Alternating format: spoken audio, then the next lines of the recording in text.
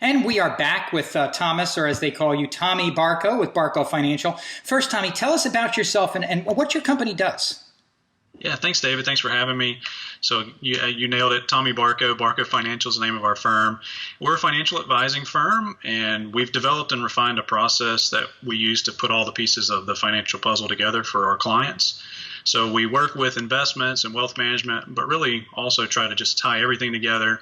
We kind of say, you have all the pieces of the puzzle. We're the picture on the cover of the box that helps you figure out how it all should look when it's done. So before we get into the stuff that I think people really want to talk about, which is investments and how the controversy with the virus and everything comes into play with this, what made you decide to get into this kind of work to begin with?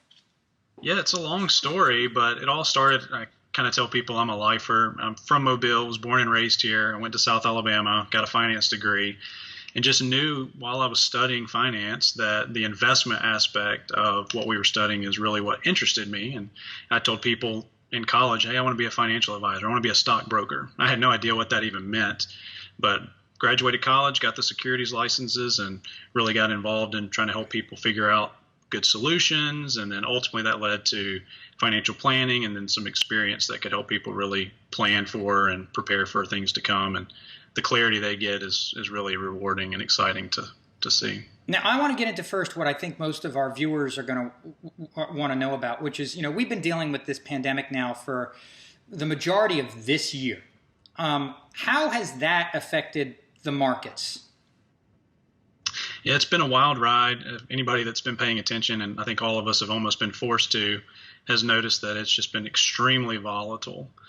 And the thing that we've been pointing out from the beginning is that this was not a financial crisis. This was a health crisis. And the health crisis and the response to a health crisis is what really caused the financial volatility that we've experienced. We've kind of had this V-shaped recovery that everybody talked about. That means the market went down dramatically and then it's kind of come back up dramatically in the shape of a V.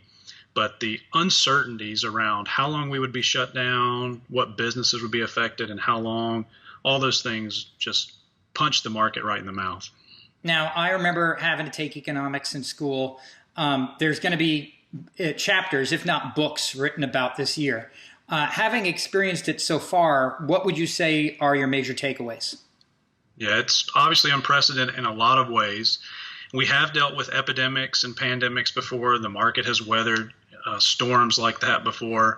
We've dealt with other systemic problems with financial crises and bubbles. We've had inflationary risks, some of the things we're dealing with again now. And the thing I think that makes this the most interesting, we've been saying this from the beginning too, is this feels a little different than maybe it is. And it's because of just the era we live in. I mean, we're sitting here Skyping, doing an interview.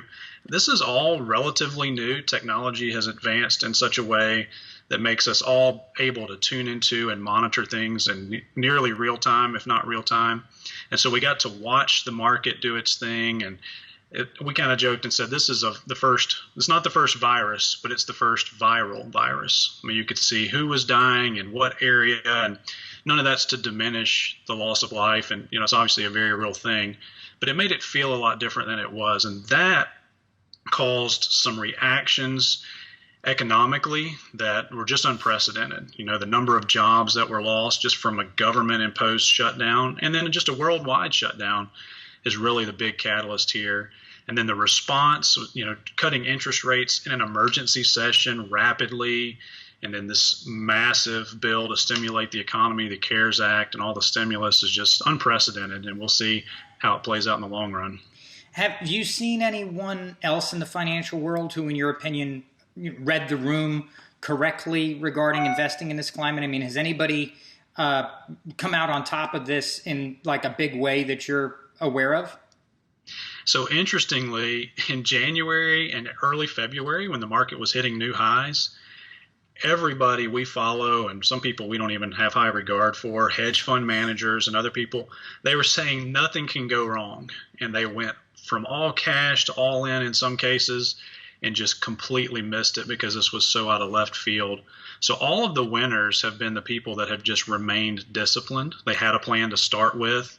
They didn't chase things. They didn't get emotional. They didn't get greedy when things were good. They didn't get fearful and afraid when things were bad. They just stuck to their plan, stayed the course, and those people have been rewarded. Now, although the U.S. locked down pretty close in time to like other countries who've done well, like New Zealand and places like that, we actually locked down about, I would say, about 2 weeks later from a case number, from a reported case number standpoint, than a lot of other countries. Was that to minimize market panic, maybe? You know, that's a good question that I don't really know what the thought process there was. I think there was a lot of, and I think you've had a guest on your show that kind of mentioned this. The only thing we really had to go back to was the most recent pandemic, 2009. The SARS-1. This is SARS-2, basically. And, the loss of life and everything now seems to be a little elevated compared to that. But there was just, I think, some uncertainty around that. And then when it all started blowing up around the world and was uncontained, then I think it was a reaction. What made me ask that question was how there were senators on both sides of the aisle who have been coming under scrutiny for kind of selling off fairly quick in that 2-week period when everybody else was shutting down and we weren't. And there was a shutdown that was imminent, but meanwhile, our government was saying it's not as bad as everybody says the whole time along, probably preparing for a shutdown. Yeah.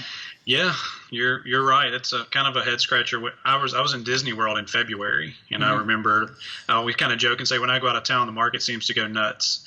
So I was out of town, the market was going nuts. We were kind of monitoring everything, putting out some commentary, and I was saying the same thing. There's no way that this should be impacting the market in the way that it was, but there was a lot of fear and panic and a lot of maybe insider selling and stuff like that was moving things around. I think that's where I was kind of going with that. Well, here's what I want to do. We want to go to commercial break, and then we're going to come right back, and we'll talk more about the markets and the virus and all that other good stuff. So we'll be right back with Tommy Barko of Barko Financial.